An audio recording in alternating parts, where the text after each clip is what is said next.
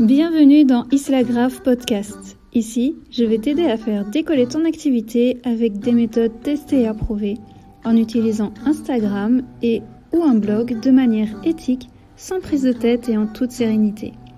Prépare un bon morceau de chocolat et mets-toi à l'aise pour ce petit moment ensemble.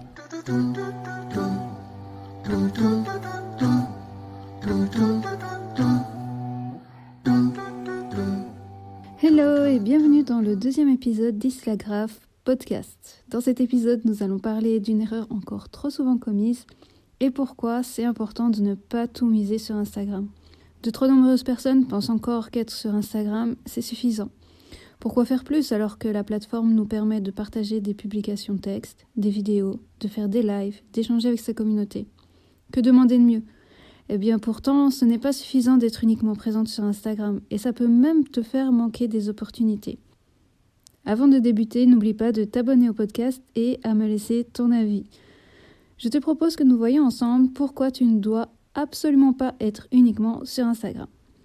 La première raison, la durée de vie de ta publication sur Instagram est limitée. Oui, bien entendu, tes publications seront toujours visibles sur ton profil. Mais combien de personnes vont venir sur ton feed et défiler pour toutes les voir? Pas énormément. Et dans ce petit nombre, il y en a combien qui vont interagir avec tes anciennes publications? Encore moins. Si tu n'as que quelques publications, ça peut aller. Mais à titre perso, à l'heure où je prépare ce podcast, j'ai plus de 1700 publications. Aucun de mes nouveaux abonnés ne va aller tous les lire et c'est tout à fait normal. Les publications sur les réseaux sociaux ont une durée de vie qui est très limitée. Après un certain temps, qui va varier selon le réseau, ta publication aura perdu sa capacité d'interaction. Sur Instagram, la majorité des publications ont une durée de visibilité de 48 heures. C'est durant ce laps de temps que tu auras la majorité, voire la totalité de tes commentaires. La plupart des posts auront déjà la moitié des interactions qu'ils auront après 6 heures et l'engagement ne fera que baisser ensuite. Tu le vois probablement toi-même dans la pratique, lorsque tu postes un nouveau visuel, c'est dans les premières heures que tu as le plus d'engagement. Et après, ça ne fait que baisser pour qu'ensuite ta publication soit perdue dans le fil d'actualité de tes abonnés et perdue sur ton profil. Et oui, ça fait partie du jeu. C'est comme ça que les réseaux sociaux fonctionnent. Ce que l'on publie est éphémère. Ça ne veut pas dire pour autant qu'il faut, ça y est, tout laisser tomber, ça y est, je veux plus aller sur Instagram parce que c'est trop nul au final de prendre le temps de rédiger des bonnes publications pour une durée de vie limitée. Instagram a ses avantages, mais aussi ses inconvénients, dont cette durée de vie limitée des publications. Mais si la durée de vie d'une publication est si courte sur Instagram, sur quelle plateforme être présente afin d'avoir une visibilité plus longue? On en vient à la deuxième raison qui est liée à la première. La durée de vie est beaucoup plus longue sur une plateforme SEO. Il s'agit des moteurs de recherche qui vont référencer tes contenus, comme par exemple Pinterest, YouTube et les articles de blog. Les contenus de ces plateformes pourront être découverts grâce à leur référencement sur Google, entre autres moteurs de recherche. Tu l'as sans doute déjà vu lorsque toi-même tu fais une recherche, dans les résultats, tu trouveras généralement des liens vers des sites ou des articles de blog, des suggestions de vidéos YouTube et dans Google Images, des photos et des visuels qui peuvent provenir de Pinterest. Sans oublier bien sûr les personnes qui font leurs recherches directement sur Pinterest. Si tu optimises bien le contenu de ces plateformes, ton contenu peut être découvert des mois, voire des années après sa publication. On n'a plus du tout cette notion de visibilité réduite ici. Je te vois déjà venir avec cette excuse pour ne pas le faire. Mais Virginie, c'est compliqué de créer un blog et je ne veux pas faire de vidéo YouTube. Sur le long terme, il faudra probablement y penser à un moment donné. Donc il faut déjà que tu te mettes ça en tête. Mais si tu veux une solution qui est plus rapide, tu as Pinterest. Tu peux tout à fait partager ton contenu Instagram sur Pinterest. Ça va juste nécessiter une optimisation de ta publication parce que les images sur Instagram, c'est pas la même chose que les images sur Pinterest. Mais ça prendra tout de même moins de temps que la création d'un blog ou que la création d'une chaîne YouTube. Et ça reste une alternative sur le court terme avant que tu n'utilises autre chose. Tu pourras également faire venir des personnes de Pinterest sur ton compte Instagram en y mettant le lien vers ta publication. Je te mets en description le lien vers un article de blog dans lequel je t'explique les avantages à être présente sur Pinterest. Il est vraiment indispensable pour ton business, ton projet, d'être présente sur une plateforme qui va utiliser le référencement naturel. C'est à toi de voir laquelle est la plus pertinente pour ce que tu proposes et à choisir la meilleure solution pour du long terme. La troisième raison, L'algorithme. Je t'apprends rien ici, tu t'es probablement dit au moins une fois « J'en ai marre de ce fichu algorithme ». Pour améliorer ta visibilité sur Instagram, tu dépends de son algorithme. Et ça peut parfois être très frustrant, surtout lorsqu'on ne comprend pas trop comment il fonctionne. Et d'ailleurs, si c'est ton cas, je t'encourage à aller lire mon article l'expliquant, je te mets le lien en description. Je ne vais pas te dire qu'avec les moteurs de recherche, ça y est, t'en as fini avec les algorithmes, tu n'en dépends plus, parce que c'est pas le cas. Cependant, les règles, elles vont avoir tendance à changer moins souvent et ça va être rarement des changements complètement radicaux.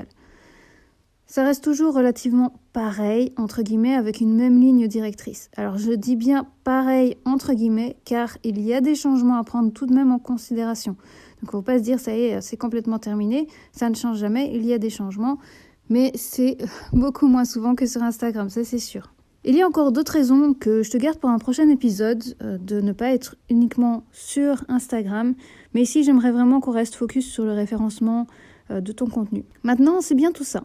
Mais qu'est-ce que tu dois faire, toi ?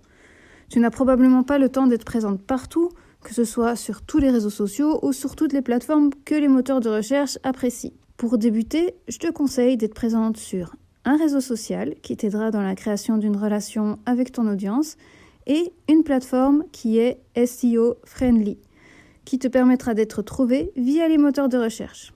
En étant présente sur une plateforme SEO, cela te permettra d'avoir toujours la possibilité d'être trouvé grâce à ton contenu, même si tu décides de faire une pause sur les réseaux sociaux. Sur les réseaux sociaux, tu dois être présente régulièrement. Normalement, je ne t'apprends rien. Ça peut être impossible à certains moments où on peut avoir tout simplement besoin de faire une pause pour notre santé ou pour notre morale.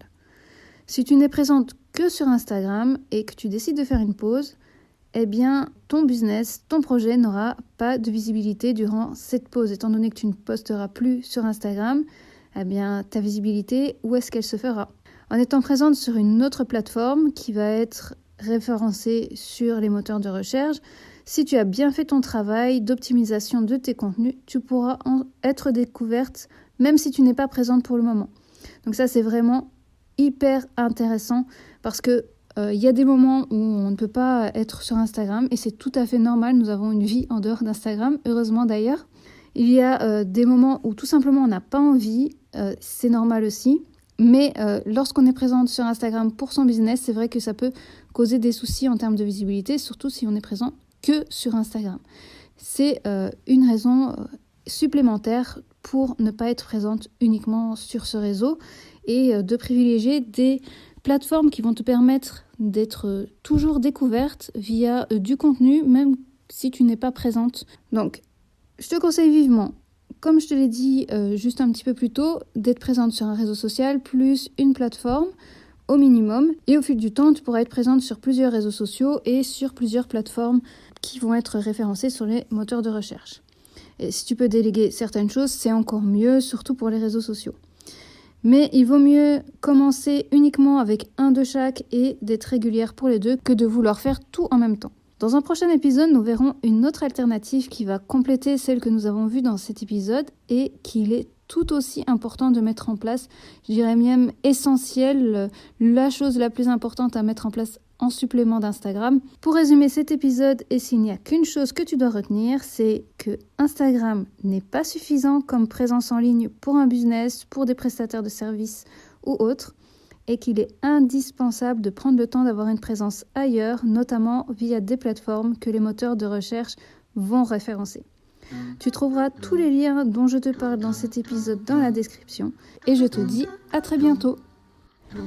Je te remercie pour ton écoute. Si tu as apprécié cet épisode, n'hésite pas à me laisser ton avis et retrouve-moi sur les réseaux sociaux.